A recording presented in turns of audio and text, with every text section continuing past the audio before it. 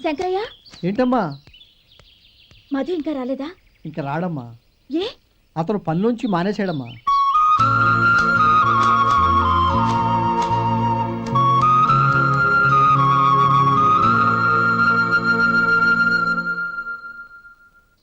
అన్నా, ఏంట్రా? ఆ అమ్మాయి ఇచ్చిందన్నా.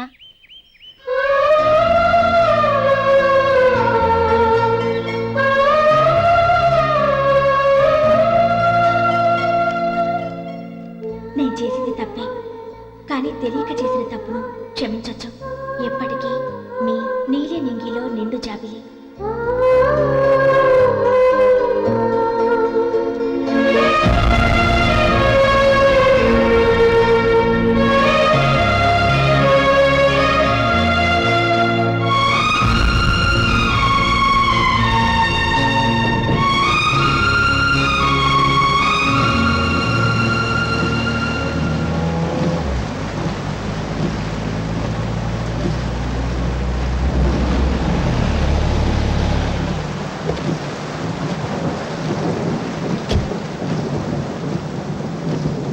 ఏమండి, కాళ్ళ దింపుతాను రండి.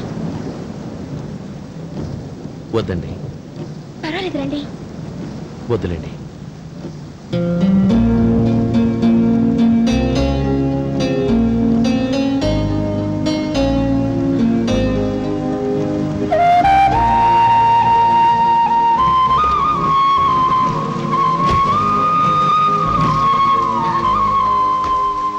కనీసం ఈ గొడుగైనా తీసుకోండి. వద్దండి. తీసుకోండి ప్లీజ్.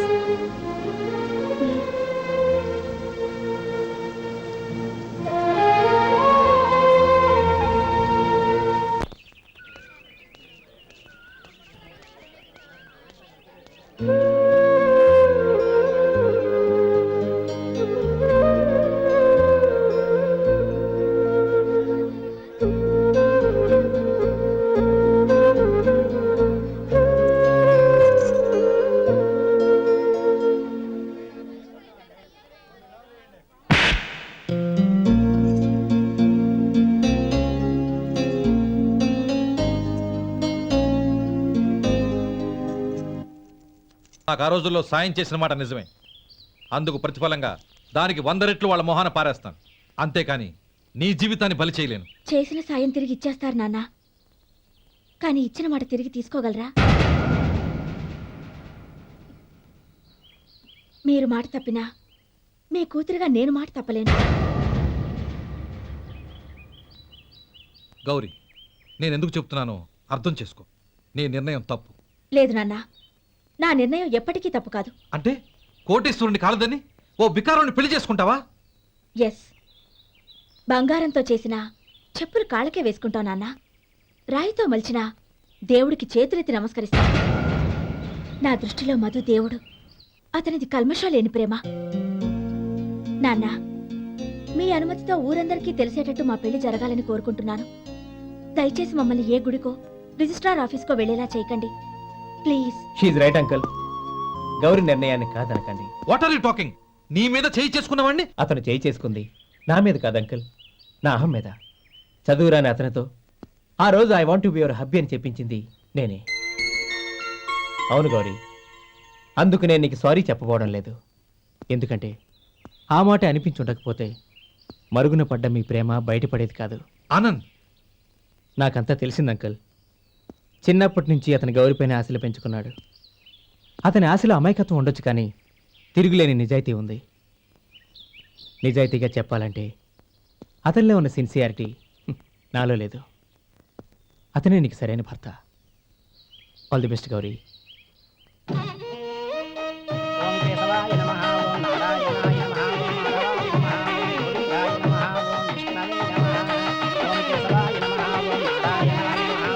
భజంత్రీలు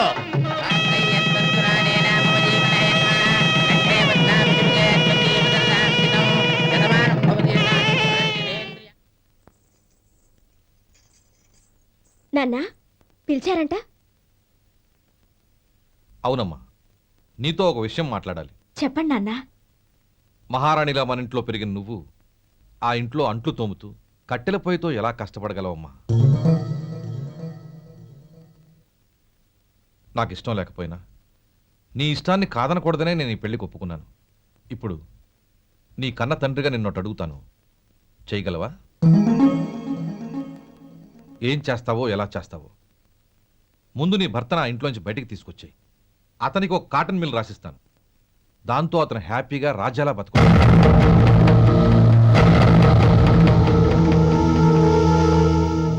నీ మంచి కోసమే చెప్తున్నానమ్మా.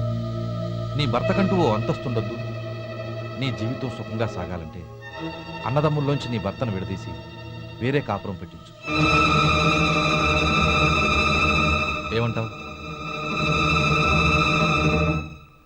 అలాగే నాన్న, నా ప్రయత్నం నేను చేస్తాను.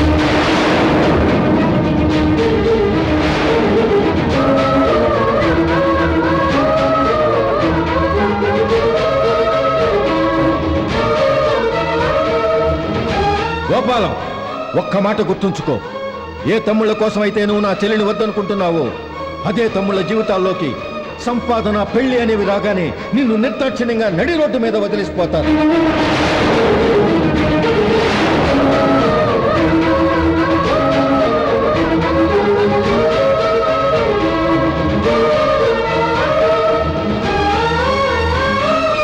ఓం నమ శివాయ.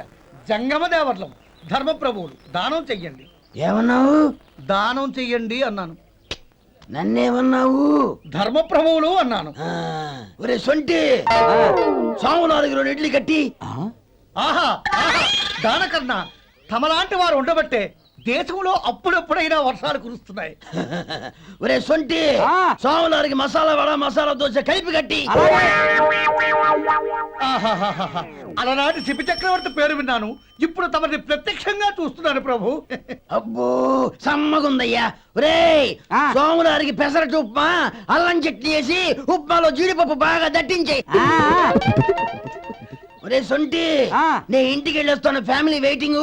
వాళ్ళందరినీ తీసుకుని ఏదైనా మంచి హోటల్కి వెళ్ళి టిఫిన్ చేసి వస్తాను. హోటల్ జాగ్రత్త. అయ్యా అయ్యా, ఆ ఇడ్లీ దోశ పెసరట్టు తమరి చేతులతో ఇప్పిస్తే. ఏంది ఇచ్చేది? ఇవ్వను. ఎవరా? ఎందుకు ఇవ్వాలి? ఎందుకు ఇవ్వాలి అంట. నువ్వేమో నా మనసు సంతోషపెట్టడం కోసం దానకన్నుడు, ధర్మ ప్రభువు, శివ చక్రవర్తి, బొంగు బోసానం అన్నావు. నేనేమో నీ మనసు సంతోషపెట్టడం కోసం 2 ఇడ్లీ, ఒక పెసరట్టు, ఒక మసాలా వడ, బొంగు బోసానం అన్నాను. దానికి దీనికి చెల్లు. ఇంకా నువ్వు వెళ్ళు. అయ్యా ఇది అన్యాయం, ఇది అన్యాయం. ఏంది మట్టి గడ్డం కాదు. ఒరే సొంటి, దీన్ని 4 కొమ్ములు కొమ్మి తోసిపారే బయటికి. పడించుకుని కొట్టమంటారా? వద్దులే, చచ్చిపోతాడు. మళ్ళీ మర్డర్ కేసు మన మీద. అయితే ఇడ్లీతో కొడతా. ఒరే పాపత్తులారా, అందుకేనా భూకంపాలు వస్తున్నాయి?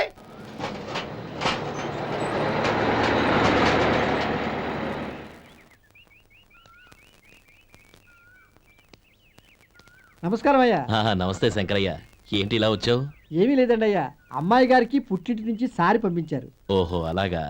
అమ్మా గౌరీ. ఏంటి బావగారు పిలిచారు? అది నమస్కారం అమ్మా. ఏం లేదమ్మా, అయ్యగారు మీకోసం సారి పంపించారు. ఈ లిస్టు ప్రకారం అన్నీ సరిగ్గా ఉన్నా లేవో చూసుకోండి.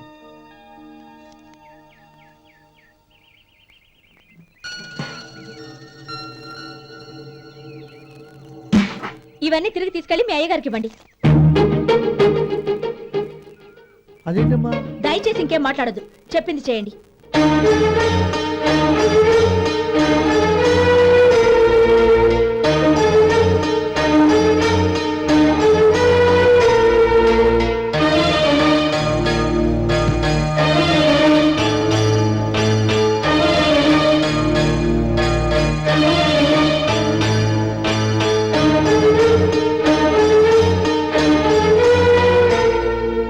ఏంటి గౌరీ నువ్వు చేసిన పని?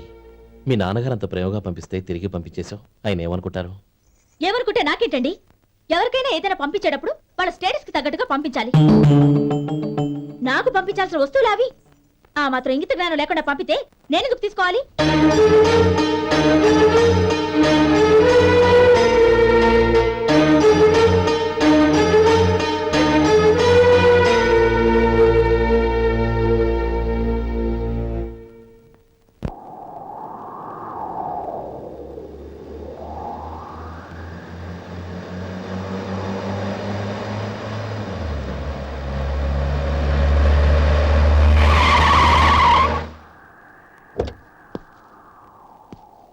గౌరీ, గౌరీ,